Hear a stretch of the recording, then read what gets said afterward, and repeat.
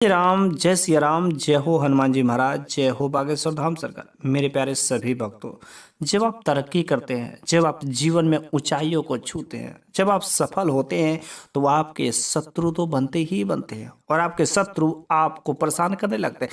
अलग अलग तौर तरीके अपनाने लगते हैं ताकि जिससे आपका नुकसान होना शुरू हो जाए और आपके शत्रु हो सके कहीं ना कहीं आपके ऊपर कुछ ऐसा वैसा तांत्रिक शक्तियां भी कुछ कर देते हैं जिसके वजह से आपका जीवन तबाह हो जाता है। तो आज के वीडियो में मैं आपको बताऊंगा कि आपका शत्रु आपके ऊपर कुछ करने से पहले ही आप कुछ ऐसा उपाय कर दीजिए जिससे कि आपका शत्रु द्वारा किया गया प्रयोग आप पर विफल हो जाएगा।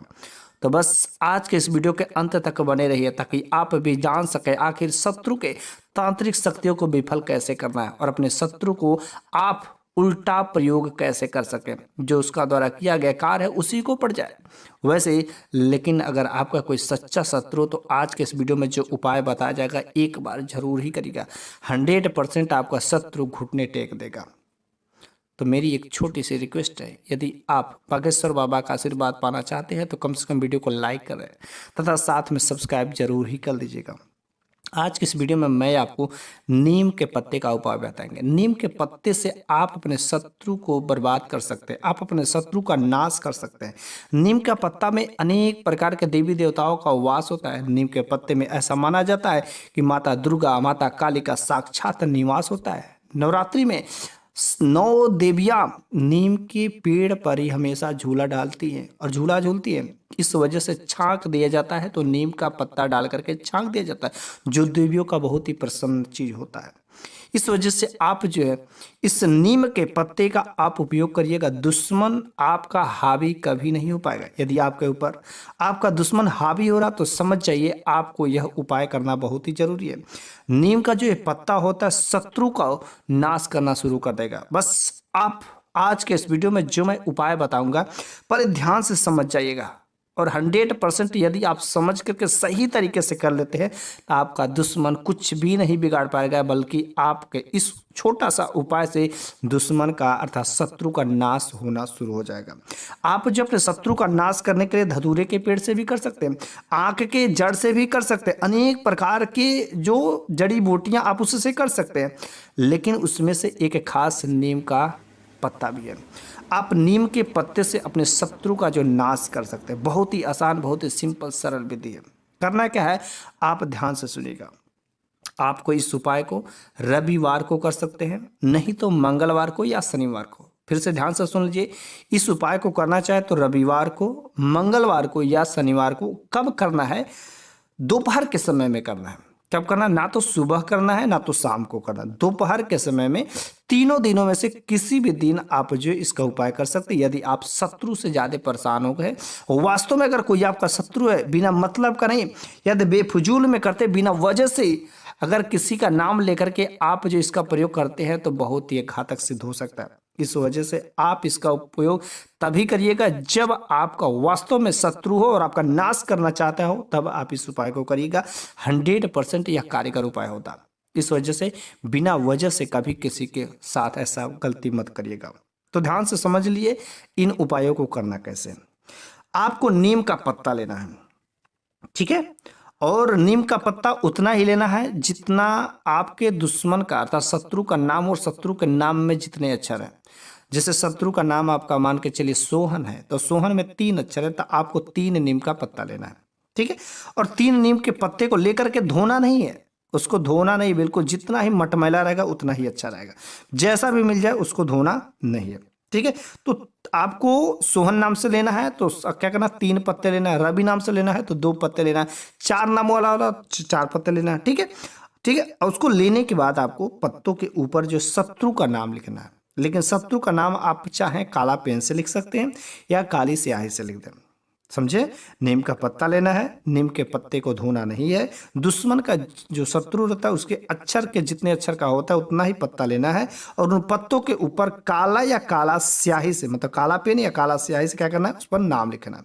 और पत्तों को टुकड़े टुकड़े कर देना, बहुत छोटे छोटे, जितना आप बारीक टुकड़ा कर सके, कैंची से हो सके कुतर देना, छोटे छोटे कर देना, ठीक है। कुतरने के बाद आपको उस कुतरा हुआ जो टुकड़ा रहेगा, छोटे छोटे जो नीम के पत्ते के टुकड़े रहेंगे, उसको मिट्टी में मिला लेना है। थोड़ा सा पानी लेकर के उसको मिट्टी में मिला लेना है, ठीक है। पानी डाल के उसको गूंथ लेना है। अब उसके बाद गूंथने के बाद, अब सोहन है तो 3 अक्षर का, रवि है तो 2 अक्षर का, जितने अक्षर का नाम रहेगा उतना जो है गोलियां बना ले, छोटे छोटे लड्डू टाइप के बना ले। बातें समझ आ रही है? छोटे छोटे उतना जो है लड्डू बना ले और अपने सामने जो रख करके, ठीक है, 3 गोलियां हैं तो अपने सामने तीनों गोलियों को नाम रखें और शत्रु का नाम आपको ले करके एक मंत्र का जाप करना है, ठीक है। वो मंत्र ही सबसे कारगर है। कम से कम आपको 108 बार बोलना ही बोलना है और ध्यान से धीरे धीरे आपको सही तरीके से बोलना है। 100% उसी दिन से आपके शत्रु का नाश होना शुरू हो जाएगा। अब देखो कैसे करना है। शत्रु का नाम आपको याद रखना चाहिए। मंत्र है ओम नमः, शत्रु का नाम ले लेना है, हन हन स्वाहा। जैसे मान के चलिए शत्रु का नाम रवि है तो ओम नमः रवि हन हन स्वाहा, ठीक है। इस मंत्र को कितना बार बोलना है? कम से कम आप 108 बार बोलिए। आप जितना ही बार बोलेंगे उतना ही यह कारगर होता है, ठीक है। और इसको जो लड्डू बनाए हैं आपने, जो मिट्टी में उस नीम के छोटे छोटे टुकड़े के पत्ते के जो लड्डू बनाए, आप इस मंत्र को पढ़ने के बाद, जाप करने के बाद, उस जो मिट्टी के लड्डू आपने बनाया उस लड्डू को ले जाकर के टॉयलेट में डाल देना है, ठीक है। टॉयलेट में डाल दें या बहुत ही गंदा जहाँ पर पानी हो, मलमूत्र हो, उस जगह में डाल दें, या कोई सड़ा हुआ जहाँ पर पानी हो नाली में डाल दें। मतलब सही जगह पर उसको नहीं रख देना, ठीक है। यदि आप ऐसा कर देते हैं तो 100% उसी दिन से आपके शत्रु का विनाश होना शुरू हो जाता है।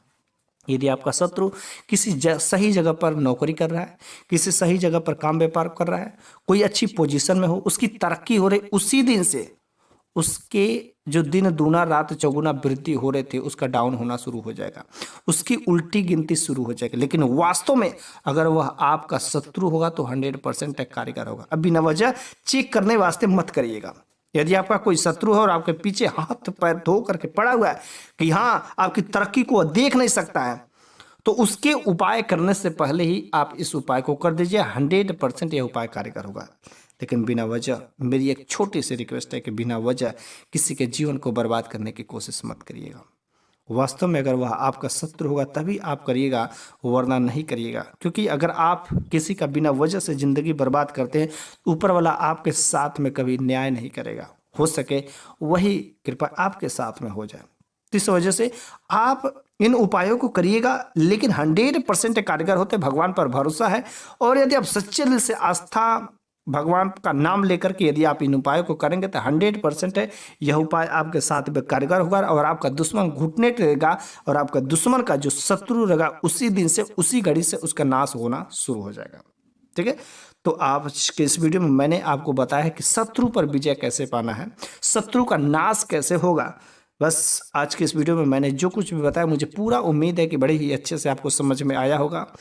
और यदि समझ में आया होगा तो कम से कम कमेंट बॉक्स में जय जय राम, जय सिया राम जरूर लिखिएगा। मैं अगले वीडियो में एक नेक्स्ट सुंदर से ज्ञानवर्धक बातें लेकर के आऊँगा। धन्यवाद।